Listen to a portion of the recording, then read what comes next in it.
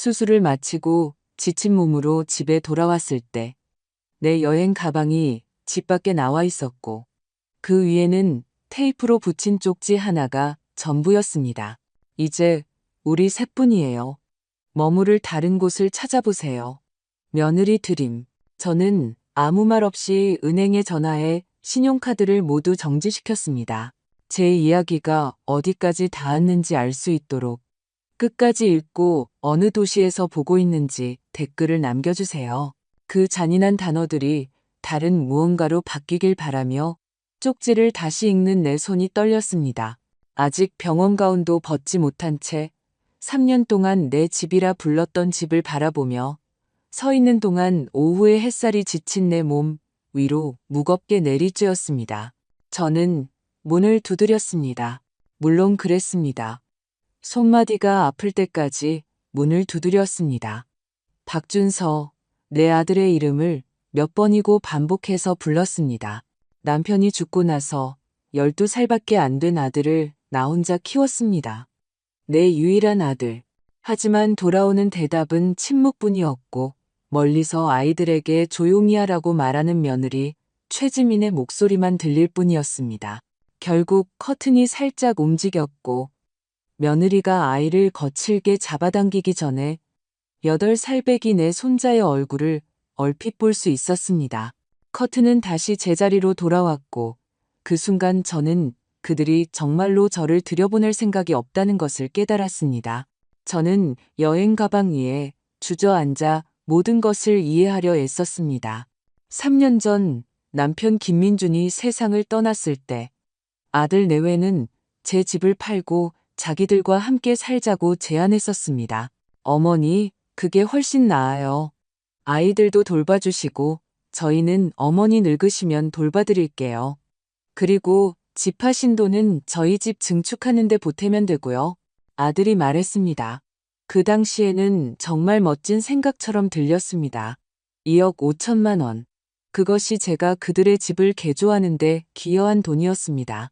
남편과 제가 30년 동안 갚아 마련한 작은 집을 팔아 얻은 거의 모든 돈이었습니다.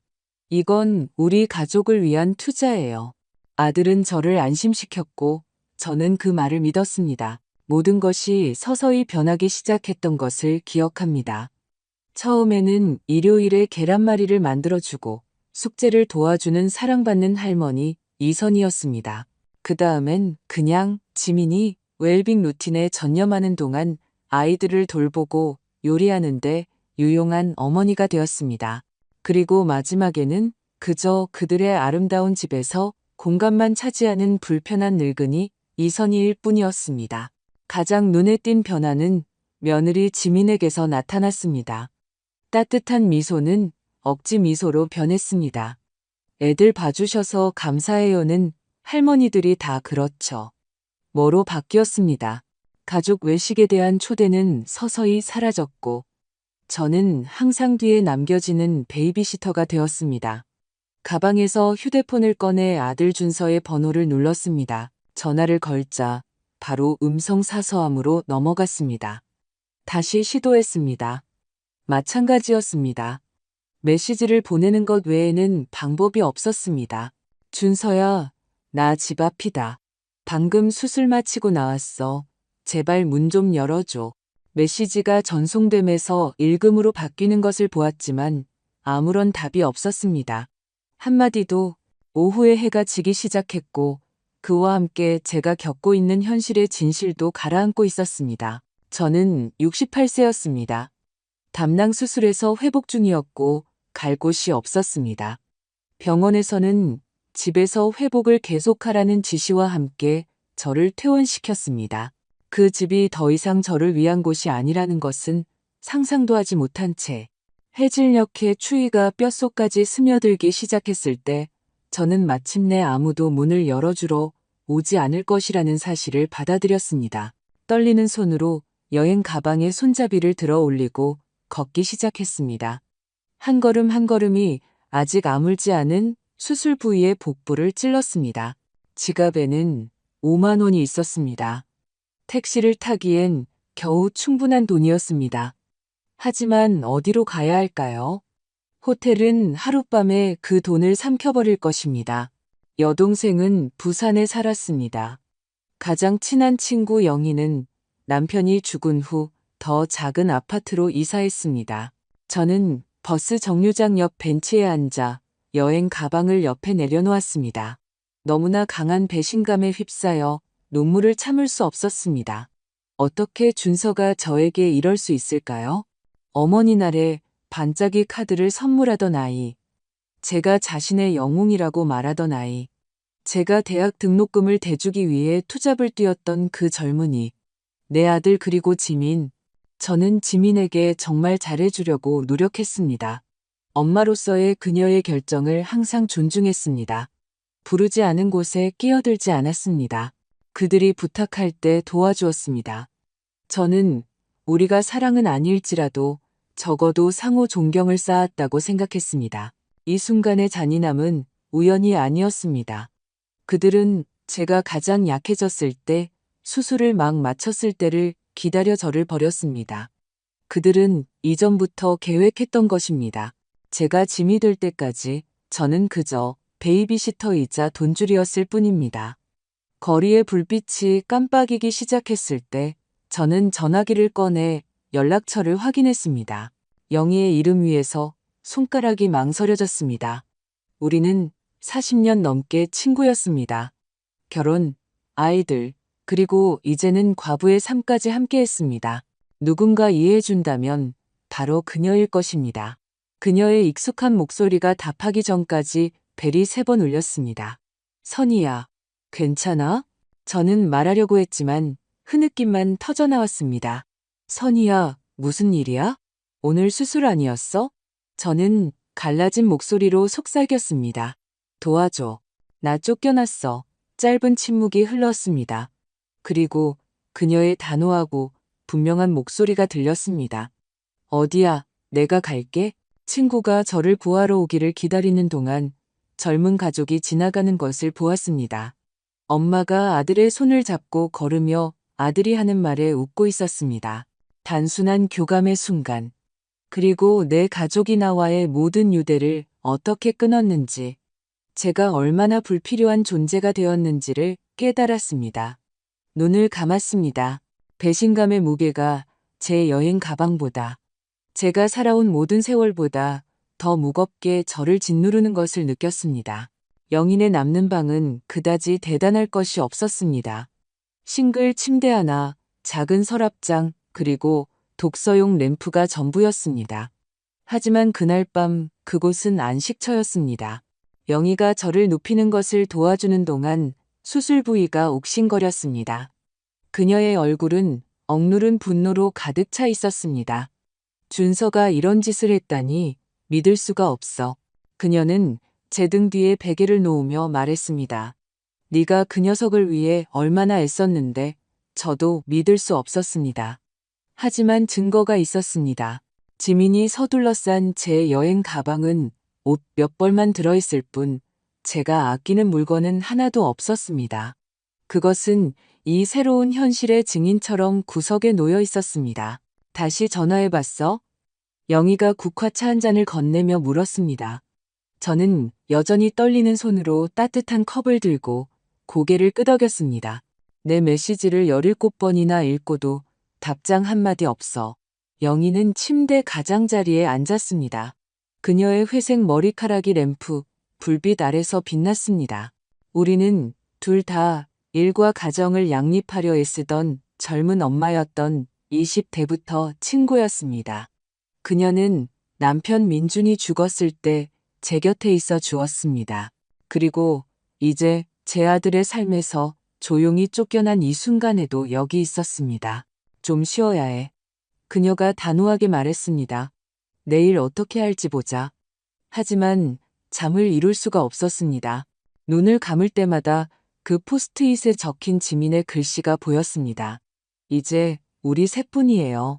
그 말들의 무심한 잔인함이 제 수술 흉터보다 더 아팠습니다. 비가 내리며 아침이 밝았습니다. 빗방울이 창문을 부드럽게 두드렸습니다. 다시 휴대폰을 확인했습니다. 준서에게서 온 메시지도 부재중 전화도 없었습니다. 버림받았다는 디지털 침묵만이 존재했습니다. 아침 먹자 영희가 문가에서 말했습니다. 그리고 다음 단계를 얘기해야지. 커피와 토스트를 사이에 두고 저는 모든 것을 털어놓았습니다. 제가 어떻게 준서와 지민을 돕기 위해 집을 팔았는지, 그 개조 공사로 그들의 평범한 방 3개짜리 집이 셰프의 주방과 넓은 안방과 전용 욕실을 갖춘 5개짜리 집으로 바뀌었는지, 거의 2억 5천만 원을 투자했어. 저는 커피를 저으며 시선을 떨군 채 말했습니다. 준서는 이게 우리 미래를 위한 투자라고, 언제나 그들과 함께할 자리가 있을 거라고 했어. 영희의 얼굴이 굳어졌습니다. 뭐 서명한 거라도 있어? 법적 합의서 같은 거? 저는 고개를 저었습니다. 내 아들이잖아, 영희야. 난 그 애를 믿었어. 그 말들은 공중에 떠다녔습니다.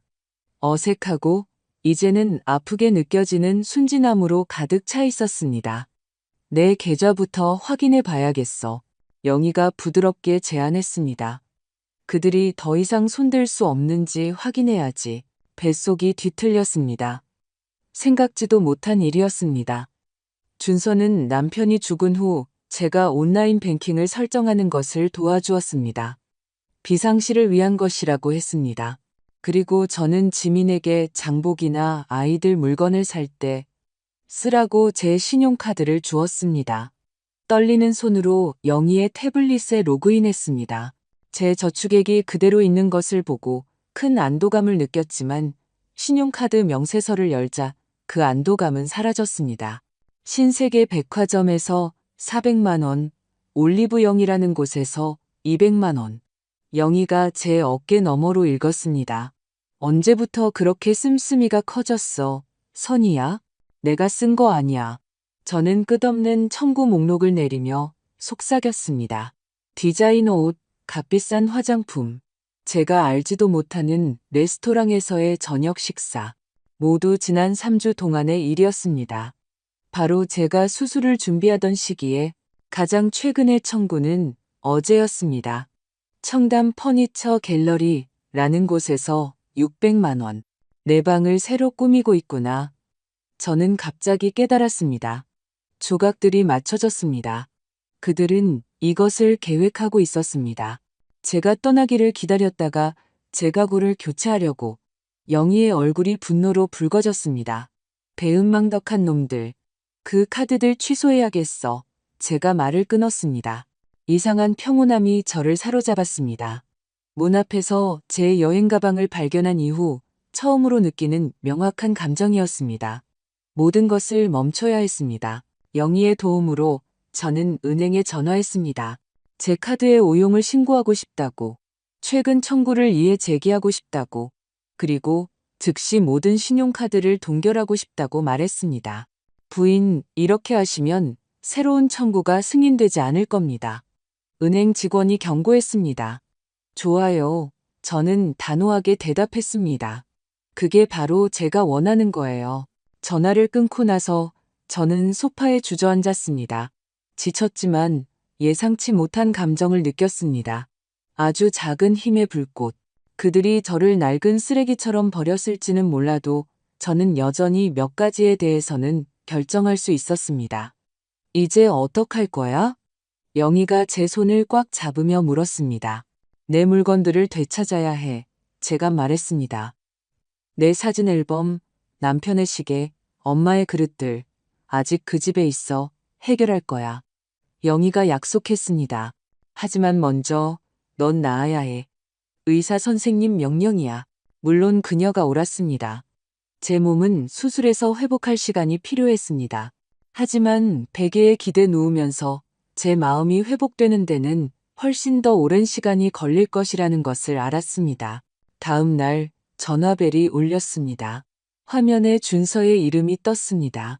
심장이 쿵하고 내려앉았습니다. 아마도 제정신이 돌아왔을지도 모른다. 아마도 사과하고 집에 돌아와 달라고 빌기 위해 전화했을지도 모른다. 두 번째 벨이 울리자마자 전화를 받았습니다. 엄마, 준서의 목소리는 긴장되고 절제되어 있었습니다. 후회하는 아들의 목소리가 아니었습니다. 신용카드에 문제가 있는 것 같아. 수술 후 몸은 어떠냐는 말도, 밖에서 기다리게 해서 미안하다는 말도 없었습니다. 오직 카드에 대한 걱정뿐이었습니다. 그래. 저는 제 목소리가 이렇게 단단하게 나올 줄은 몰라 놀라며 말했습니다. 내가 동결시켰어. 침묵이 흘렀습니다. 지민이가 애들 먹을 거 사려는데 카드가 거절됐어. 점점 짜증이 섞인 목소리로 그가 말했습니다. 신세계 백화점이랑 가구 갤러리에서도 음식 사고 있었니? 제가 물었습니다. 아니면 그건 다른 거였나? 이번에는 더 긴 침묵이 흘렀습니다. 엄마, 당신이 지민이한테 비상시나 필요한 거 살 때 그 카드 쓰라고 허락했잖아. 필요한 거 제가 바로잡았습니다. 수백만 원어치 뭔지도 모를 물건들이 아니라 그가 숨을 크게 들이쉬는 소리가 들렸습니다. 봐, 지금 이런 얘기 할 시간 없어. 그냥 카드 동결 풀어줘. 지출 한도는 나중에 얘기하자. 그의 목소리에 담긴 무관심이 제 안에 무언가에 불을 지폈습니다. 그 포스트잇을 본 순간부터 서서히 타오르던 분노였습니다. 아니, 준서야. 저는 낮은 목소리로 말했습니다. 안 그럴 것 같아. 뭐라고요? 그의 목소리에 담긴 놀라움에 저는 거의 미소를 지을 뻔했습니다. 넌 내가 더 이상 내 집의 일부가 아니라는 걸 분명히 했잖니. 저는 말을 이었습니다. 한마디 한마디가 무거웠습니다. 그러니 유감스럽게도 지민이는 자기 변덕을 채울 다른 방법을 찾아야 할 거야. 엄마, 제발 이성적으로 좀 생각해요. 내가 내 집 증축하는 거 도우려고. 내 집 팔았을 때 이성적이었지. 제가 말을 끊었습니다. 너와 지민이가 각자 경력을 쌓는 동안 내가 매일 내 아이들을 돌봤을 때도 이성적이었어. 내가 요리하고 청소하고 내 자신을 유용하게 만들었을 때도 이성적이었지. 그렇게 이성적이어서 내가 얻은 게 뭐니, 준서야? 다시 침묵이 흘렀습니다. 지금 이 얘기하기 좋은 때가 아니에요. 너랑은 절대 좋은 때가 없지. 저는 진실의 무게가 가슴에 온전히 내려앉는 것을 느끼며 말했습니다. 잘 있어라, 준서야. 저는 떨리는 손으로 전화를 끊었지만 그 어느 때보다 단단한 결심을 했습니다. 문가에서 영희가 얼굴에 옅은 미소를 띠고 저를 지켜보고 있었습니다. 와, 그녀가 말했습니다. 드디어 용기를 낸 사람 좀 봐. 저는 힘없이 미소를 지어 보였습니다. 카드 동결하는 건 시작에 불과해. 제가 말했습니다. 그들이 내 돈으로 또 무슨 짓을 했는지 알아내야 해. 바로 그때 휴대폰에 문자 메시지가 나타났습니다. 준서였습니다. 엄마, 이건 유치해요. 어른처럼 행동할 준비가 되면 전화하세요. 저는 그 메시지를 영희에게 보여주었고 그녀는 믿을 수 없다는 듯 코웃음을 쳤습니다. 그가 당신을 미성숙하다고 부르다니 참 아이러니하네. 그녀가 중얼거렸습니다. 자기들이 한 짓을 생각하면 저는 전화기를 옆에 내려놓았고 이상한 평온함이 저를 감싸기 시작했습니다. 초기의 충격과 고통은 여전히 거기에 있었지만 새로운 무언가가 자리를 잡고 있었습니다. 결심. 그들은 제 집, 제 안전, 그리고 가족 안에서의 제 자리를 빼앗아갔습니다. 하지만 더 이상은 아무것도 가져가게 해서는 안 됩니다. 단 한 푼도, 제 존엄성의 단 1g도 준서에게서 일주일 동안 아무 소식이 없었습니다. 수술 부위의 상처는 조금씩 아물었지만 배신의 상처는 여전히 생생하게 열려 있었습니다. 영희는 저의 구세주였지만 저는 그녀와 영원히 함께 머물 수는 없었습니다. 제 물건들을 챙기고 앞으로 어떻게 할지 결정해야 했습니다. 나도 같이 갈게. 제가 준서의 집으로 돌아가겠다고 말하자마자 영희가 말했습니다. 그럴 필요 없어. 아니, 꼭 가야 해. 그녀가 열쇠를 집어들며 제 말을 끊었습니다. 게다가 증인이 있으면 문전박대당할 가능성이 적지. 3년 동안 제 집이라고 불렀던 그 집으로 가는 길은 비현실적으로 느껴졌습니다. 도착했을 때 지민의 세련된 SUV는 보이지 않았지만 준서의 세단은 여전히 차도에 있었습니다. 완벽하네. 영희가 중얼거렸습니다. 그녀가 분위기를 흐리지 않을 때 그와 얘기할 수 있을지도 몰라. 제가 가꾸던 정원은 이미 방치된 기색이 역력했습니다. 길을 따라 걷는 제 다리가 무겁게 느껴졌습니다. 초인종을 눌렀습니다. 심장이 가슴속에서 북처럼 울렸습니다. 준서가 문을 열었고 그의 얼굴에 놀라움이 스쳐 지나간 후 굳은 표정이 되었습니다. 그는 피곤해 보였고 눈 밑에는 다크서클이 짙었습니다. 엄마, 그는 영희를 쳐다본 후 다시 저를 보았습니다. 오실 줄 몰랐어요. 당연하지. 제 옆에 굳건히 서 있는 영희의 존재감에서 힘을 얻으며 대답했습니다. 내 물건, 내 개인 소지품들 가지러 왔어. 그는 잠시 망설이다가 옆으로 비켜섰습니다. 지민이는 없어. 애들 데리고 친정에 갔어. 집은 어딘가 달라 보였습니다. 가구가 바뀌었고 크고 현대적인 모듈형 소파가 거실을 지배하고 있었습니다. 아마도 퍼니처 갤러리에서 산 것이리라. 내 물건들은 손님 방에 있어. 제가 계단을 오르기 시작하며 말했습니다. 사실은 준서가 헛기침을 하며 말했습니다. 물건들을 좀 옮겼어요. 지민이가 그 방을 이제 자기 사무실로 쓰거든요. 등골이 오싹해졌습니다. 그럼 내 물건들은? 대부분 차고에 상자에 담아뒀어요. 그가 제 눈을 피하며 대답했습니다. 지민이가 그래야 엄마가 가져가기 더 쉬울 거라고 생각했대요. 영희는 참 친절도 하시네라며 역겨운 소리를 냈습니다. 우리는 준서를 따라 차고로 갔고 여러 개의 골판지 상자가 벽에 쌓여 있었습니다. 저는 약간의 두려움을 느끼며 상자들로 다가갔습니다. 첫 번째 상자에는 되는 대로 접힌 옷들이, 두 번째 상자에는 책과 몇 가지 세면 도구가 들어 있었습니다. 하지만 나머지 상자들을 찾으면서 목이 메기 시작했습니다. 내 사진 앨범들은 어디 있어? 남편의 시계는? 우리 엄마의 보석들은? 준서는 불편하게 움직였습니다. 모르겠어요. 지민이가 다 쌌는데 여기 없잖아. 제 목소리가 높아지며 말했습니다. 그리고 엄마의 그릇은? 가족의 유품들은? 엄마, 진정해요. 나더러 진정하라고 하지 마. 저 자신도 놀랄 만큼의 분노가 터져 나왔습니다. 그런 것들은 대체할 수 없는 것들이야. 내 추억, 내 역사라고. 영희가 한 걸음 앞으로 나섰습니다. 준서 씨, 이건 용납할 수 없어요. 그건 선희 씨의 개인 소지품들이에요. 준서는 어른이라기보다는 꾸중 듣는 아이처럼 머리를 쓸어 넘겼습니다. 지민이한테 얘기해 볼게요. 아마 다른 곳에 뒀을지도 몰라요. 위층을 확인해 봐야겠어. 제가 주장했습니다. 지금 당장. 그는 망설이다가 마지못해 고개를 끄덕였습니다. 저는 오래된 물건들을 몇 개 보관해둔 다락방으로 곧장 향했습니다. 제가 계단을 오르는 동안 준서의 전화가 울렸습니다. 그는 아래 복도에서 전화를 받았습니다. 그의 목소리는 거의 속삭임에 가까웠습니다. 다락방은 먼지투성이었고 어두웠지만 저는 제 보관함들이 어디 있는지 정확히 알고 있었습니다. 다행히도 그것들은 손대지 않은 채 그대로 있었습니다. 가장 큰 것을 열어보니 제 결혼 앨범, 남편의 군대 훈장, 그리고 여러 가족 사진 앨범이 보였습니다.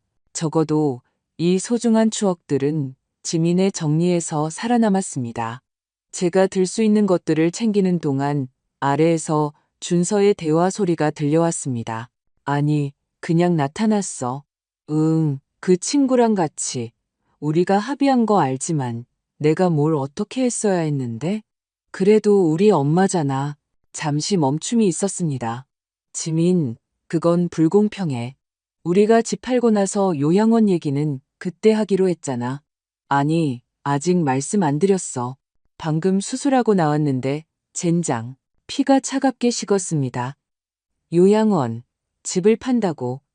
저는 다락방 계단으로 다가가 귀를 기울였습니다. 부동산 중개인이 그러는데 리모델링한 것까지 해서 최소 9억은 받을 수 있대. 우리 빚 갚고 양평의 호숫가 집 계약금 내기엔 충분하지. 엄마 돈으로 가능했던 거 알지만 엄마도 이 집에 투자하는데 동의했잖아. 다리에 힘이 풀릴 뻔했습니다. 그들은 집을 팔 계획이었습니다. 제가 평생 모은 돈을 쏟아부은 그 집을 양평의 호숫가 집으로 이사하고 저를 요양원에 넣으려고 했습니다. 제가 무슨 소리를 냈는지 준서는 갑자기 조용해졌습니다. 끊어야겠어. 그가 서둘러 말했습니다. 들었을지도 몰라. 저는 준서의 발소리가 다락방 계단으로 다가오는 동안 머리가 핑 돌며 다시 괴짝으로 달려갔습니다. 떨리는 손을 제어하려 애쓰며 사진 앨범에 집중하는 척했습니다. 엄마? 찾던 거 찾았어요? 그의 목소리는 긴장되어 있었습니다. 일부는 저는 더 이상 말할 자신이 없어 대답했습니다. 그는 제가 찾은 것들을 내리는 것을 도와주었습니다. 우리 사이의 침묵은 두껍고 불편했습니다. 차고에서 영희는 남은 상자들을 끈기 있게 확인하고 있었습니다. 준서야, 제가 말했습니다. 집 파는 것에 대해 나한테 말할 생각은 있었니? 그의 얼굴이 창백해졌습니다. 들었어요? 그래, 들었어. 네가 나를 위해 이미 골라놓은 요양원에 대해서도 들었고. 제 목소리는 놀랍도록 단단하게 들렸지만 속은 폭풍우가 몰아치고 있었습니다. 이 모든 것에 대해 나한테 물어볼 생각은 있었니? 적어도 그는 부끄러워하는 기색은 보였습니다. 엄마, 그게 아니에요. 그냥 엄마 건강 문제도 있고 해서. 내 담낭 수술 말이지. 제가 말을 끊었습니다. 그게 나를 요양원에 가둘 이유는 안 돼. 난 68살이지 98살이 아니야. 그냥 지민이가 생각하기에. 지민이가 생각했지. 저는 씁쓸하게 반복했습니다. 그리고 넌 그냥 그녀를 따랐고, 그렇지? 네가 내 집에서 나를 쫓아낼 때처럼. 엄마 집 아니에요. 그의 눈에 도전적인 빛이 스치며 그가 말했습니다. 등기부등본에 엄마 이름 없잖아요. 그의 말은 뺨을 맞은 것처럼 저를 때렸습니다. 그가 옳았습니다. 제가 쏟아부은 모든 돈에도 불구하고 법적으로 저는 그 집에 대한 권리가 없었습니다. 저는 제 아들을 믿었고 그 믿음이 저의 파멸이었습니다. 영희가 차가운 목소리로 끼어들었습니다. 이 상자들은 지금 가져가겠어요. 그리고 준서 씨, 우리가 경찰에 신고하기 전에 어머니의 귀중품들을 찾아내는 게 좋을 거예요. 우리가 영희의 차에 상자들을 싣는 동안 저는 차고 문틈으로 준서의 책상 위에 있는 서류들을 보았습니다. 늘 푸른 요양원이라는 브로셔와 부동산 광고처럼 보이는 것들이었습니다. 그들은 몇 달 전부터 모든 것을 계획했습니다. 저의 퇴거, 요양원, 양평의 호숫가 집, 모든 것이 신중하게 계산되었습니다. 모두 제 등 뒤에서 우리가 차를 타고 떠나는 동안 배신감이 너무 깊이 파고들어 숨쉬기조차 힘들었습니다. 하지만 그 고통 아래에서 무언가가 타오르기 시작했습니다. 그 힘에 저 자신도 놀랄 만큼 맹렬한 결심. 그들은 제 모든 것을 빼앗아갔지만 제 운명을 결정하게 두지는 않을 것입니다. 더 이상은 필요한 만큼 얼마든지 나랑 같이 있어도 돼. 영희는 차에서 상자를 내리면서 주장했습니다. 진심이야, 선이야. 저는 그 제안에 진심으로 감사했지만 그것이 장기적인 해결책이 아니라는 것을 알았습니다. 그녀의 원룸 아파트는 그녀 혼자에게도 겨우 충분했고 두 사람은 말할 것도 없었습니다. 게다가 저는 다시 제 힘으로 서야 했습니다. 네가 상상하는 것 이상으로 고마워. 저는 그녀에게 말했습니다. 하지만 이건 나 혼자 해결해야 해. 다음 날 아침 저는 은행에 예약을 잡았습니다. 민준이 죽은 후부터 제 재정 상담사였던 박 대리는 제가 겪은 일을 듣고 진심으로 놀란 표정을 지었습니다. 정말 유감입니다. 이선희 여사님.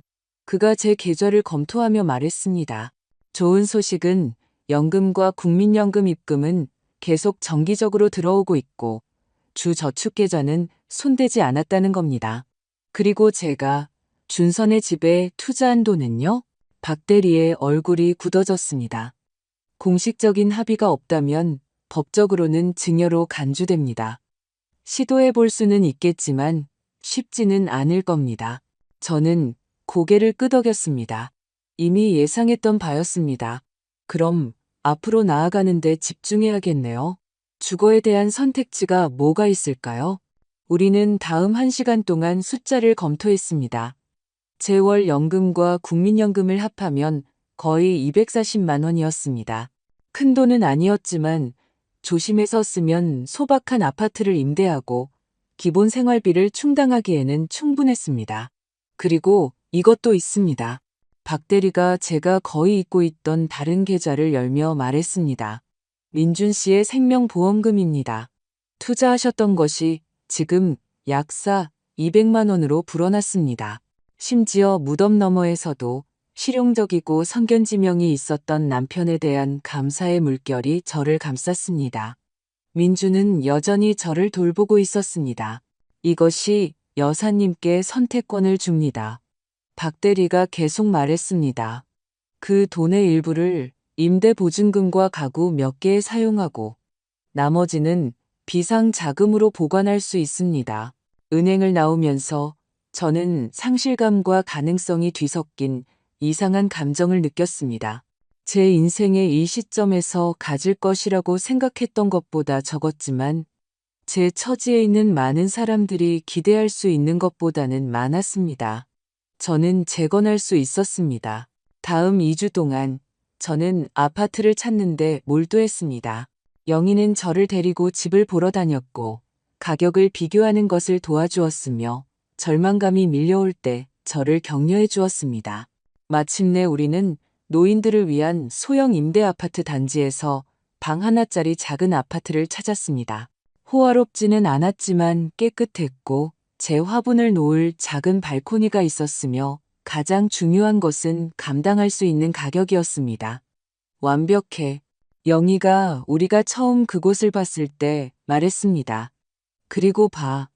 공동 텃밭도 있고 매주 공동회관에서 화투 모임도 있대.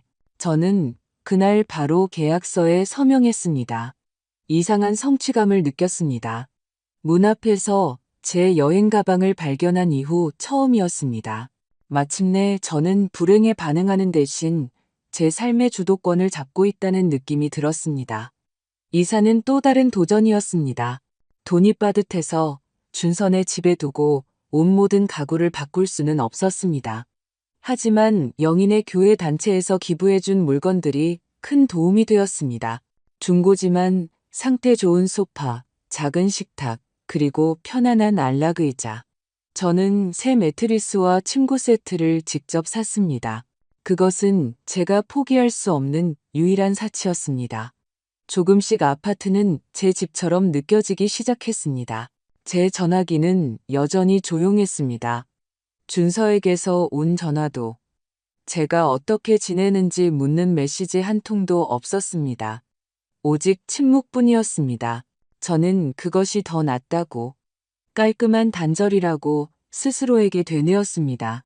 하지만 밤이 되어 모든 것이 조용하고 그곳이 여전히 낯설게 느껴질 때면 저는 제 손주들을 생각하고 있는 저 자신을 발견했습니다. 만약 그들이 저에 대해 묻는다면 준서는 저의 갑작스러운 실종에 대해 그들에게 뭐라고 말했을까? 이사한 지 3주 후 저는 구출한 사진 앨범들을 선반에 정리하고 있을 때 전화벨이 울렸습니다. 화면에 준서의 이름이 떴습니다.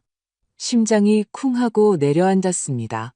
모든 것에도 불구하고 배신적인 희망의 불꽃이 켜졌습니다. 여보세요. 저는 목소리를 평온하게 유지하려 애쓰며 받았습니다. 엄마, 그의 목소리는 순전히 사무적이었고 애정은 한 조각도 없었습니다. 신용카드에 대해 얘기해야 해요. 어떻게 지내냐는 말도 미안하다는 말도 없었습니다. 바로 돈 문제로 직행했습니다. 그게 왜? 제가 물었습니다. 그 희망의 불꽃은 피어났던 것만큼이나 빠르게 꺼졌습니다. 여전히 동결되어 있어요. 지민이가 애들 물건 사야 해요. 안 돼. 저는 제 자신의 단호함에 놀라며 말을 끊었습니다. 그 카드들은 동결된 채로 둘 거야, 준서야. 난 이제 고정 수입으로 살고 있고 지민이의 변덕을 감당할 수 없어. 잠시 멈춤이 있었습니다. 엄마, 제발 이성적으로 좀 생각해요. 우린 가족이잖아요. 가족이라는 단어가 뺨을 때리는 것처럼 저를 쳤습니다. 가족이라고? 저는 반복했습니다. 내 엄마를 수술 후에 쫓아내는 걸 그렇게 부르니? 그녀가 돈 대준 집을 팔아서 요양원에 보내려고 계획하는 걸? 넌 이해 못해? 아니, 이해 못하는 건 너야. 제가 말을 끊었습니다. 나는 내가 가진 모든 것으로 널 믿었어, 준서야. 내 집, 내 돈, 내 마음, 그리고 넌 그 신뢰를 완전히 배신했어. 난 너한테 단 한 푼도 더 주지 않을 거야. 그의 목소리가 차가워졌습니다. 그럼 더 이상 할 말 없겠네요. 그런 것 같네. 이상한 평온함이 저를 감싸는 동안 저는 동의했습니다. 잘 있어라, 준서야. 전화를 끊고 저는 새 안락의자에 앉아 작지만 품이 있는 제 집을 바라보았습니다. 제가 상상했던 은퇴 생활은 아니었지만 그것은 제 것이었습니다. 그 전화는 고통스러웠지만 또한 많은 것을 드러내 주었습니다. 준서는 문제를 해결하기 위해 전화한 것이 아니었습니다. 그는 돈 때문에 전화했고 그뿐이었습니다. 이번 주말 저는 공동회관에서 놓인 지원그룹을 광고하는 전단을 발견했습니다. 인생의 전환기, 새로운 길 찾기. 그 문구 속 무언가가 제 마음을 끌었습니다. 그리고 다음 화요일 저는 동네 커뮤니티 센터의 햇살 가득한 방으로 들어섰고 그곳에는 6명의 노인들이 원을 그리고 앉아 있었습니다. 그룹 코디네이터인 정 선생님이 저를 따뜻하게 맞이했습니다. 자기소개를 하고 왜 오기로 결심했는지 조금 이야기해 주시겠어요? 저는 잠시 망설였지만 이내 입을 열었습니다. 제 이름은 이선희입니다. 한 달 전 수술을 받고 나오자 아들과 며느리가 저를 문전박대했습니다. 저는 그들을 돕기 위해 제 집을 팔았는데 그들은 제 목소리가 갈라졌지만 저는 계속 말했습니다.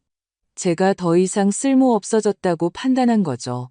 저를 둘러싼 이해심 가득한 시선들이 계속 이야기할 힘을 주었습니다. 저는 모든 것을 털어놓았습니다. 배신, 저를 요양원에 넣으려는 계획, 정지된 카드들, 그리고 저의 새 아파트까지 이야기하면서 저는 이것이 처음부터 끝까지 전체 이야기를 털어놓는 첫 번째 시간이라는 것을 깨달았습니다. 그리고 제 안에 무언가가 변했습니다. 제가 짊어지고 있던 수치심, 제가 그런 대우를 받을 만한 짓을 했을 것이라는 생각이 사라지기 시작했습니다. 이야기해 주셔서 감사합니다, 선희 씨. 제가 말을 마치자 정 선생님이 말했습니다. 불행하게도 노인에 대한 금융학대는 종종 가족에게서 비롯됩니다. 당신이 겪고 있는 일은 사람들이 생각하는 것보다 훨씬 흔합니다. 은발의 오미숙이라는 여인이 다가와 제 손을 꼭 잡았습니다. 내 딸도 비슷한 짓을 했어요. 그녀가 고백했습니다. 다시 일어서는데 몇 년이 걸렸지만 해냈어요. 당신도 할 수 있을 거예요. 모임이 계속되면서 다른 사람들도 자신들의 이야기를 나누었습니다. 어떤 것은 제 것과 비슷했고 어떤 것은 달랐지만 똑같이 힘들었습니다. 커피와 과자를 위해 잠시 쉬었을 때 저는 예상치 못한 감정을 느꼈습니다. 공동체 의식. 이 사람들은 저를 판단하거나 동정하지 않고 제가 겪고 있는 일을 이해했습니다. 모임을 마치고 나올 때 저는 전화번호 3개와 다음 주에 오미숙 씨와 박영자라는 다른 부인과 함께 점심을 먹자는 초대를 받았습니다. 제 아파트로 돌아와 저는 작은 발코니에 서서 석양이 강렬한 주황색과 분홍색으로 하늘을 물들이는 것을 보았습니다. 처음으로 저는 제가 계획했던 것과는 다른 미래를 상상할 수 있었습니다. 더 나쁜 것이 아니라 단지 다른 것. 제가 스스로 결정을 내리고 새로운 친구를 사귀고 조심스럽게 그리고 제 속도에 맞춰 다시 신뢰하는 법을 배우는 미래. 쉽지는 않을 것입니다. 준서의 배신으로 인한 고통은 여전히 깊었지만 희미해지는 빛 속에 서 있으면서 저는 제 안에 새로운 무언가가 깨어나는 것을 느꼈습니다. 단지 생존해야 한다는 필요성뿐만 아니라 다시 꽃필 수 있다는 가능성을. 6달이 지났습니다.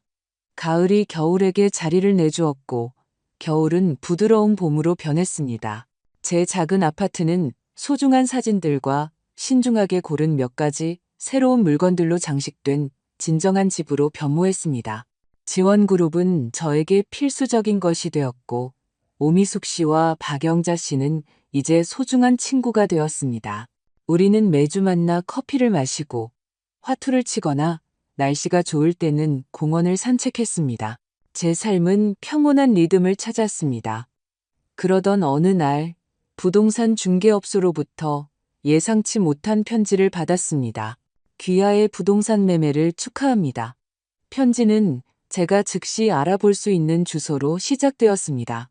준서의 집. 계속 읽어 내려가는 제 손이 떨렸습니다. 편지는 저를 부동산의 공동소유주로 지칭하며 그 집이 6억 500만 원에 팔렸다고 알리고 있었습니다. 저는 믿을 수 없다는 듯이 종이를 쳐다보았습니다. 그들은 해냈습니다. 정말로 그 집을 팔았습니다. 제가 평생 모은 돈을 투자했던 그 집을. 그리고 어떤 식으로든 그 과정에서 제 이름을 사용했습니다. 저는 즉시 영희에게 전화했습니다. 그들이 집을 팔았어. 목소리가 떨리며 말했습니다. 그리고 어떻게든 나를 매매의 일부로 넣었어. 그럴 리가 없어. 영희가 말했습니다. 내 이름은 등기부 등본에 없잖아. 어떻게 그럴 수가 있지? 그녀는 말을 멈췄습니다. 뭔가를 위조하지 않았다면 말이야. 선희야, 변호사와 상담해야 해. 다음 날 저는 오미숙 씨가 추천해준 노인법 전문 변호사인 박지연 변호사 앞에 앉아 있었습니다. 그녀는 점점 더 굳어지는 표정으로 편지를 검토했습니다. 이건 우려스럽네요. 그녀가 말했습니다. 당신 서명이 있는 문서가 없는 한 법적으로 당신을 공동 소유주로 하여 집을 팔 수는 없습니다. 집에 관련된 서류에 서명한 적이 있나요? 저는 곰곰이 생각했습니다. 준서가 내가 처음 이사했을 때 서류 몇 장에 서명하게 했어. 내가 낸 돈 때문에 세금 문제 때문이라고 했지. 박 변호사는 심각하게 고개를 끄덕였습니다. 이 문제를 더 깊이 조사해보고 싶습니다. 그동안 준서 씨, 지민 씨와 회의를 주선하는 것이 좋겠습니다. 만약 그들이 사기를 저질렀다면 그에 따른 결과가 있을 것이라는 것을 알아야 합니다. 그들과 마주할 생각에 불안했지만 동시에 이상한 기대감도 들었습니다. 몇 달 동안 저는 제 삶을 재건하고 제 힘을 되찾고 있었습니다. 아마도 이제 제가 어떤 사람이 되었는지 그들에게 보여줄 때가 된 것일지도 모른다. 박 변호사는 제가 회의를 요청하는 공식적인 서한을 작성하는 것을 도와주었습니다. 우리는 그들이 받지 못했다고 말할 수 없도록 내용 증명 우편으로 보냈습니다. 3일 후 준서가 전화했습니다. 이게 무슨 뜻이에요, 엄마? 그가 긴장된 목소리로 요구했습니다. 왜 변호사를 끌어들이는 거예요? 무슨 일인지 당신이 잘할 거라고 생각해. 저는 차분하게 대답했습니다. 집 매매 말이야. 잠시 멈춤. 그건 우리 일이지 당신 일이 아니에요. 내가 받은 매매 축하 편지에 따르면 아니던데. 그리고 어떻게든 내가 모르는 거래에 내 이름이 나타났고 그는 깊은 한숨을 쉬었습니다. 좋아요. 만날 수는 있지만 변호사 없이요. 이건 가족 문제예요. 가족처럼 문제를 처리할 시기는 내가 내 여행 가방을 문 밖에 내놓았을 때 끝났어. 준서야. 저는 제 목소리가 얼마나 단단하게 들리는지에 놀라며 말했습니다. 박 변호사님도 참석하실 거고 당신도 당신 변호사를 데려오는 게 좋을 거야. 우리는 중립적인 장소인 동네 식당의 개인실에서 만나기로 합의했습니다. 회의 전 며칠 동안 저는 불안감과 맹렬한 결심 사이를 오갔습니다. 전날 밤 오미숙 씨가 제 안부를 묻기 위해 전화했습니다. 기억해, 그녀가 말했습니다. 넌 단지 내 돈을 위해 싸우는 게 아니야. 내 존엄성을 위해 싸우는 거야. 그들 앞에서 흔들리는 모습을 보이지 마. 회의 날 아침, 저는 영희가 제 눈을 돋보이게 한다고 말했던 파란색 원피스를 신경 써서 입었습니다. 가볍게 화장을 하고 머리를 정성스럽게 빗었습니다. 거울을 보니 저를 되돌아보는 자신감 있는 여성이 거의 낯설게 느껴졌습니다. 6개월 전 저는 상처받고 배신당하고 집이 없었습니다. 오늘 저는 저를 파괴하려 했던 사람들과 맞서기 위해 당당히 서 있었습니다. 박 변호사가 저를 데리러 왔고 차를 운전하는 동안 우리는 전략을 검토했습니다. 그들이 먼저 말하게 둬요. 그녀가 조언했습니다. 사람들은 방어적이 되면 의도했던 것보다 더 많은 말을 하곤 하죠. 우리가 도착했을 때 준서와 지민은 이미 앉아 있었습니다. 박 변호사가 부동산 문제를 다루는 것으로 알려진 지역 변호사라고 알려준 말은 남자와 함께였습니다. 지민은 긴장해 보였고 그녀의 세련된 외모는 다소 흐트러져 있었습니다. 준서는 저를 쳐다보지 않았습니다. 와주셔서 감사합니다. 박 변호사가 테이블 위에 서류 폴더를 놓으며 시작했습니다. 저희는 최근 마포구 성산동 147 2번지 부동산 매매와 관련하여 특히 제1회인이 해당 부동산에 대해 가지고 있는 재정적 이권에 대해 논의하기 위해 이 자리에 모였습니다. 상대편 변호사가 헛기침을 했습니다. 제1회인들은 이선희 여사님이 그 집에 대한 법적 소유권이 없었다고 주장합니다. 그녀의 기여는 여기에 문서화된 바와 같이 선물이었습니다. 그가 우리 쪽으로 서류 한 장을 밀었습니다. 박 변호사는 그것을 잠시 훑어보았습니다. 이 문서는 단지 재정적 기여를 인정할 뿐 법적인 관점에서 선물로 분류하지는 않습니다. 게다가 저희는 이선희 여사님의 이름이 그녀의 인지나 동의 없이 매매 과정에서 사용되었다는 증거를 가지고 있습니다. 준서는 불편하게 몸을 뒤척였습니다. 지민은 창백했습니다. 아마도 박 변호사가 계속했습니다. 이선희 여사님이 왜 이 편지를 받았는지 설명해 주실 수 있을까요? 그녀는 부동산 중개업소의 편지를 테이블 위에 놓았습니다. 그건 행정상의 실수였습니다. 상대편 변호사가 서둘러 말했습니다. 중개업소는 이선희 여사님이 집 개조에 기여했다는 사실을 통보받고 실수로 그녀를 매매 당사자로 포함시킨 것입니다. 기묘한 실수군요. 박 변호사가 지적했습니다. 특히 제1회인의 서명이 매매 예비 서류에 나타나는 것을 고려하면 더욱 그렇습니다. 그녀는 또 다른 서류를 꺼냈습니다. 이 서명은 이선희 여사님이 제공하지 않았다고 확인한 것입니다. 방안은 조용해졌습니다. 지민의 손이 약간 떨렸습니다. 준서는 토할 것 같아 보였습니다. 그건 심각한 비난입니다. 상대편 변호사가 전문가다운 평정을 이루며 말했습니다. 제 의뢰인들이 위조를 저질렀다고 암시하시는 겁니까? 저는 아무것도 암시하지 않습니다. 박 변호사가 대답했습니다. 저는 사실을 제시하고 있습니다. 이제 우리는 이 문제를 법정으로 가져가 그에 따르는 모든 대중의 노출을 감수할 수도 있고 오늘 합리적인 합의에 이를 수도 있습니다. 준서가 마침내 긴장된 목소리로 말했습니다. 뭘 원해요, 엄마? 그 방에 들어온 이후 처음으로 저는 제 아들을 똑바로 쳐다보았습니다. 제가 키운 아이, 저를 그토록 깊이 배신한 남자. 제 안에 무언가가 부드러워졌습니다. 약해서가 아니라 이해했기 때문입니다. 그는 괴물이 아니었습니다. 단지 약했습니다. 지민의 물질주의에 너무 쉽게 영향을 받았고 편안함을 위해 기꺼이 자기 어머니를 희생했습니다. 내가 마땅히 받아야 할 것을 원해 제가 말했습니다. 나는 그 집에 2억 5천만 원을 냈어. 이자와 함께 돌려받고 싶어. 지민이 숨막히는 소리를 냈습니다. 말도 안 돼요. 그 돈이 정말 선물이었니? 제가 그녀를 향해 돌아서며 물었습니다. 내가 내 허락 없이 내 신용카드를 썼을 때도 선물이었나? 내 물건들을 상자에 싸서 차고에 버려뒀을 때도 선물이었고, 나한테 한마디도 없이 나를 요양원에 넣으려고 계획했을 때도 선물이었니? 지민의 얼굴이 붉어졌습니다. 당신은 이해 못해요. 완벽하게 이해해. 저는 단호한 목소리로 그녀의 말을 끊었습니다. 나는 네가 나를 편리한 돈줄과 육아 도우미로 봤다는 걸 이해해. 그리고 내가 더 이상 편리하지 않게 되자. 수술 후에 돌봄이 필요해지자 넌 두 번 생각하지 않고 나를 버렸어. 준서는 자신의 손을 내려다보았습니다. 엄마, 그런 게 아니었어요. 그럼 어땠는데, 준서야? 저는 진심으로 궁금해서 물었습니다. 아들이 어떻게 수술한 엄마를 문전박대하는지 설명해봐. 그는 대답이 없었습니다. 박 변호사는 대화를 부드럽게 법적 문제로 되돌렸습니다.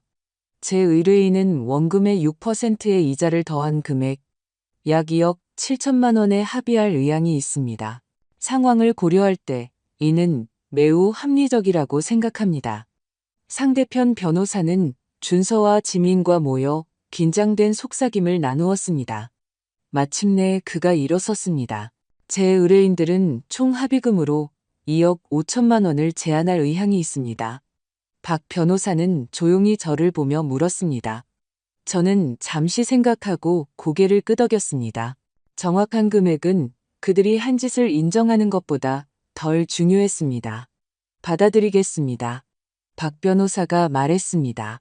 단 7일 이내에 자금이 이체되고 양측이 이 합의의 상황에 대해 비밀 유지 계약서에 서명하는 조건입니다. 박 변호사와 상대편 변호사가 세부 사항을 조율하는 동안 저는 의자에 기댔습니다. 이상한 평화감이 저를 감쌌습니다. 돈이 배신의 상처를 치유할 수는 없었지만 제 미래를 보장해 줄 수는 있었습니다. 이제는 예상치 못한 희망으로 기대하는 미래. 제가 영원한 제 집이라고 믿었던 곳에서 쫓겨난 지 1년 후. 저는 새로 문을 연 빵집 달콤한 추억의 주방에 서 있었습니다. 계피와 바닐라의 강한 향기가 공중에 떠다녔습니다. 아침 햇살이 창문으로 들어와 가칠한 벽과 반짝이는 조리대를 황금빛으로 물들였습니다. 완벽하게 나왔어. 영희가 블루베리 스콘 한 판을 진열장에 놓으며 말했습니다. 우리가 정말 이걸 해냈다는 게 아직도 믿기지 않아? 저는 평생의 친구가 마치 보석처럼 케이크를 정리하는 것을 보며 미소 지었습니다. 6개월 전 준서와 지민과의 합의금을 받았을 때 영희는 제 사과파이가 동네 빵집에서 불티나게 팔릴 것이라고 무심코 말했었습니다. 농담으로 시작된 것이 진지한 대화가 되었고 그 다음에는 사업 계획으로 그리고 마침내 이 현실이 되었습니다. 너 없이는 해내지 못했을 거야. 제가 앞치마를 고쳐매며 말했습니다. 69세의 나이에 저는 사업을 시작할 것이라고는 상상도 못했지만 여기 있었습니다. 전통적인 수제 디저트를 전문으로 하는 작고 매력적인 빵집의 공동 소유주. 문 위에 작은 종이 울리고 이은혜 씨와 박영자 씨, 그리고 지원그룹의 다른 친구 3명이 들어왔습니다. 정말 아름다워, 선희야. 이은혜 씨가 가게를 둘러보며 외쳤습니다. 정말 완벽해. 선물 가져왔어. 박영자 씨가 작은 화분을 내밀며 말했습니다. 새로운 시작을 위한 미니 사과나무야. 선물을 받으며 눈물이 차오르는 것을 느꼈습니다. 모두 모든 것에 고마워요. 지난 한 해는 제가 상상했던 어떤 방식으로도 제 삶을 변화시켰습니다. 합의금은 저에게 선택권을 주었습니다. 하지만 저를 진정으로 구한 것은 제가 맺은 우정이었습니다. 그 지원 그룹은 저의 생명줄이 되었습니다. 상실과 재건을 이해하는 사람들의 모임. 왜냐하면 그들 자신도 그것을 겪었기 때문입니다. 우리 개업식은 소박한 성공이었습니다. 호기심 많은 이웃들이 손으로 그린 간판과 갓 구운 빵 냄새에 이끌려 들어왔습니다. 정오까지 우리는 재고의 절반을 팔았고 문을 닫을 때쯤에는 진열장이 거의 비어 있었습니다. 이건 성공이라고 봐야지. 영희가 그날의 수입을 세며 선언했습니다. 아마 우리 정말 이걸 해낼 수 있을 거야. 저는 너무 피곤해서 말은 못했지만 몇 년 만에 느끼지 못했던 깊은 만족감으로 고개를 끄덕였습니다. 이 작은 빵집은 사업 그 이상이었습니다. 그것은 인생이 어떤 나이에도 다시 시작될 수 있다는, 배신이 끝이 아닐 수도 있다는 명백한 증거였습니다. 다음 몇 주는 즐거운 리듬을 탔습니다. 저는 동이 트기 전에 일어나 빵을 굽기 시작했습니다. 아침의 고요함 속에서 제 리듬을 찾았고, 낮에는 손님들을 맞이했습니다. 일은 육체적으로 힘들었지만 저에게 목적을 주었고, 제 디저트에 대한 잦은 칭찬은 제가 필요로 하는지 몰랐던 방식으로 제 영혼을 채워주었습니다. 개업한 지 3개월 후, 한가한 화요일 오후에 종이 울렸습니다. 레몬타르트 쟁반에서 고개를 들자 입구에 어색하게 서 있는 준서를 보았습니다. 심장이 쿵하고 내려앉았습니다. 합의회의 이후로 우리는 말을 하지 않았습니다. 그를 거기서 보니 더 야위고 얼굴에 새로운 주름이 생긴 모습을 보니 제 안에서 감정의 폭풍이 일었습니다. 사랑, 고통, 분노, 그리고 동정심과 비슷한 무언가. 엄마. 그의 목소리는 빵집에서 흘러나오는 부드러운 음악보다 겨우 더 컸습니다. 저는 앞치마에 손을 닦았습니다. 준서야, 놀랍구나. 그는 불편하게 움직이며 활기찬 가게를 둘러보았습니다. 예쁘네요. 빵집이 엄마한테 잘 어울려요. 고맙다. 저는 중립적인 톤으로 대답했습니다. 무슨 일로 왔니? 그는 깊은 숨을 들이쉬었습니다. 저 공경에 처했어요, 엄마. 물론 그랬습니다. 그렇게 오랜 시간이 지난 후에 왜 왔겠는가? 그의 존재는 화해나 구원을 가져오지 않았습니다. 그것은 굶주림이었습니다. 필요였습니다. 그리고 제 일부는 그가 제 빵집 문 앞에 서 있는 것을 본 첫 순간부터 그것을 알았지만 저는 그가 최소한 아파하는지 궁금하지 않을 수 없었습니다. 무슨 공경인데? 저는 이미 짐작했지만 물었습니다. 저는 느끼지 못하는 평온함으로 말했습니다. 그의 모든 몸짓, 모든 한숨을 관찰하며 경제적인 문제예요. 그가 제 시선을 마주할 수 없다는 듯이 시선을 내리며 인정했습니다. 그의 목소리는 그의 존엄성처럼 산산조각이 났습니다. 지민이가 떠났어요. 애들 데리고 제주도에 있는 자기 엄마 집으로 갔어요. 집 한도는 이제 없어요.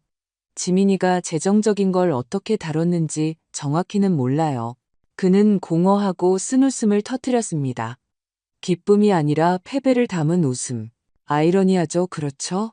엄마한테 있었던 모든 일 후에 우리가 엄마를 어떻게 내버려뒀는지 생각하면 저는 그를 마치 제가 한때 제 아들이라고 꿈꿨던 낯선 사람처럼 가만히 지켜보았습니다. 그가 그렇게 야위고 창백하고 피곤한 얼굴로 마치 인생이 그에게 대가를 치르게 하는 것처럼 보이는 것이 아프지 않다고는 부인할 수 없었습니다. 그럼에도 불구하고 제 마음은 예전처럼 그에게 달려가지 않았습니다. 제 어머니의 본능은 더 이상 용서로 짠 붕대로 그의 상처를 덮어줄 수 없었습니다. 유감이구나. 저는 마침내 말했습니다. 그리고 놀랍게도 그것은 사실이었습니다. 저는 아팠습니다. 특히 아이들 때문에 애들이 많이 보고 싶겠구나. 그는 눈물이 그렁그렁한 채 고개를 끄덕였습니다. 네, 많이요. 어떻게 다시 데려올지 방법을 찾고 있어요. 하지만 먼저 그는 말을 멈추고 침을 삼키며 말을 찾았습니다. 다시 일어서야 해요. 마침내 그는 제 눈을 마주 보았습니다. 그의 눈동자는 한때 제 안에서 무조건적이었던 부드러움을 찾고 있었습니다. 아마도 그는 아니오라고 말하는 것이 가장 건강한 선택일 때조차 항상 그래라고 말하던 여자를 찾기를 바랐을 것입니다. 제가 아무것도 부탁할 권리가 없다는 거 알아요. 우리가 한 짓을 생각하면요. 하지만 어디에 기댈 데가 없어요. 한때는 그 말들이 저를 무장해제시키기에 충분했을 것입니다. 오래전이었다면 저는 닫을 줄 모르는 낡은 문처럼 활짝 열린 채 그의 곁으로 달려갔을 것입니다. 하지만 그 여자는 더 이상 존재하지 않았습니다. 가족이라는 꿈을 위해 집을 팔았던 그 이선희, 요리하고 침묵했던 그 여자, 참고 또 참았던 그 여자, 그녀는 사라졌습니다. 정확히 뭘 부탁하는 거니, 준서야? 저는 단호하지만 날카롭지는 않은 경계를 나타내는 목소리로 물었습니다. 그는 망설였습니다. 몸을 뒤척였습니다.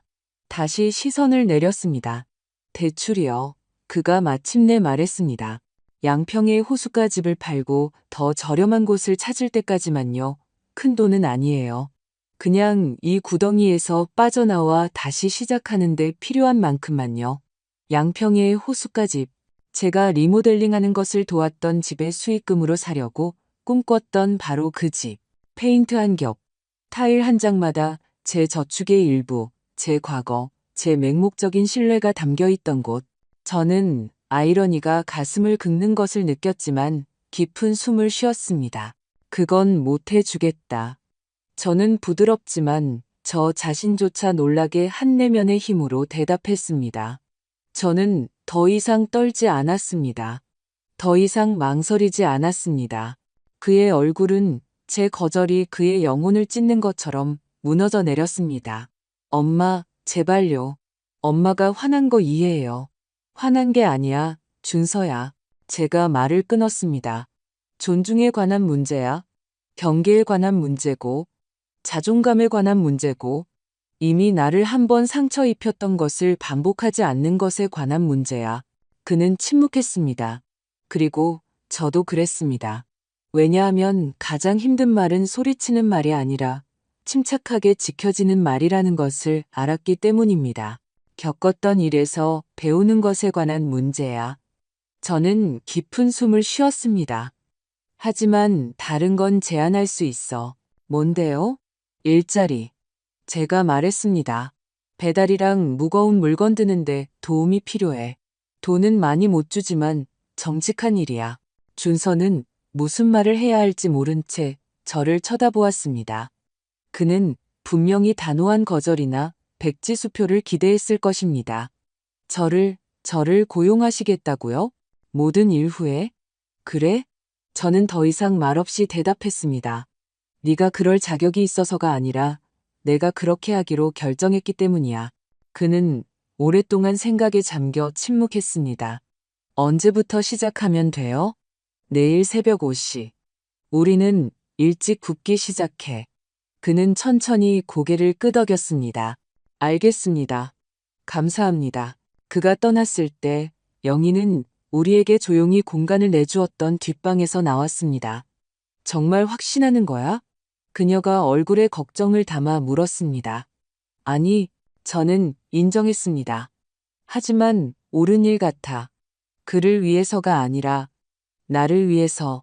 진실은 준서에게 자선을 베푸는 대신 일자리를 제안한 것은 그의 치유만큼이나 저의 치유를 위한 것이었습니다. 저는 경계를 설정하고 제 존엄성을 유지하면서도 가능한 화해를 위한 문을 조금 열어두고 있었습니다. 2달 후, 준서는 여전히 매일 아침 5시에 출근하여 주문을 배달하고 설거지를 하고 조금씩 빵집의 기본을 배워가고 있었습니다. 우리의 관계는 조심스러웠고 중립적인 대화 위에 세워졌습니다. 우리는 지민이나 과거에 대해 이야기하지 않았고 오직 일상적인 업무에 대해서만 이야기했습니다. 정확히 용서는 아니었지만 무언가였습니다. 우리가 한 판 한 판씩 만들어가는 연약한 다리. 따뜻한 일요일 오후, 제 휴일. 저는 아파트의 작은 마당에 앉아 제가 키우기 시작한 화분 허브를 돌보고 있었습니다. 친구들이 선물해준 미니 사과나무가 첫 번째 작은 열매를 맺었습니다. 작은 사과 하나뿐이었지만 마침내 승리였습니다. 휴대폰이 울렸고 화면에 이은혜 씨의 이름이 뜨자 미소 지었습니다. 데이트는 어땠어? 저는 놀리는 투로 물었습니다. 그녀는 공동 텃밭에서 만난 호랍이 김철수 씨와 데이트를 시작했습니다. 환상적이었어. 그녀가 행복하게 한숨을 쉬었습니다. 양평 호숫가에 새로 생긴 그 이탈리안 레스토랑에 데려갔어. 하지만 너 때문에 전화했어. 오늘 저녁 식사 아직 유효하지? 김철수 씨가 자기 친구 이정훈 씨를 데려올 거야. 저는 웃었습니다. 아직도 나를 이정훈 씨랑 엮어주려고 하는 거야? 그는 매력적인 남자야. 선이야. 은퇴한 영어 교수고 5년 전에 사별했어. 빵 굽는 거랑 정원 가꾸는 걸 좋아해. 그리고 내가 본 중에 가장 친절한 눈을 가졌어. 갈게. 저는 약속했습니다. 사실 얼마나 그것을 기대하고 있는지 놀라웠습니다. 전화를 끊고 제 공간을 둘러보았습니다. 작지만 아름다운 곳, 꽃 피는 식물들, 편안한 가구, 새로운 친구들의 사진이 오래되고 소중한 추억들 옆에 놓여 있었습니다. 이 중 어느 것도 제 은퇴 시절을 위해 계획했던 것이 아니었습니다. 그것은 달랐고 예상치 못했지만 어떤 면에서는 제가 상상했던 것보다 더 풍요로웠습니다. 한때 저를 파괴할 뻔했던 배신은 결국 제가 가졌다고 상상도 못했던 힘을 발견하도록 강요했습니다. 그것은 거짓된 외양을 벗겨내고 그 자리에 진정한 유대를 선물했습니다. 그것은 환상적인 안정을 빼앗고 저에게 진정한 독립을 주었습니다. 저는 제 작은 나무에서 유일한 사과를 땄습니다. 그 껍질은 제 손바닥에 부드럽고 시원하게 느껴졌습니다. 완벽하지는 않았습니다. 약간 삐뚤고 슈퍼마켓에서 파는 것보다 작았습니다. 하지만 그것은 진짜였습니다. 노력으로 태어났고 약속으로 달콤했습니다. 바로 제 새로운 삶처럼 때때로 배신은 우리가 가장 사랑하는 목소리에 쌓여 찾아옵니다. 우리가 이마에 키스했던 얼굴들과 한때 자랑스럽게 잡았던 손들과 함께 밤에 낯선 사람처럼 오는 것이 아니라 당신이 혼자 키운 그 아들처럼 옵니다.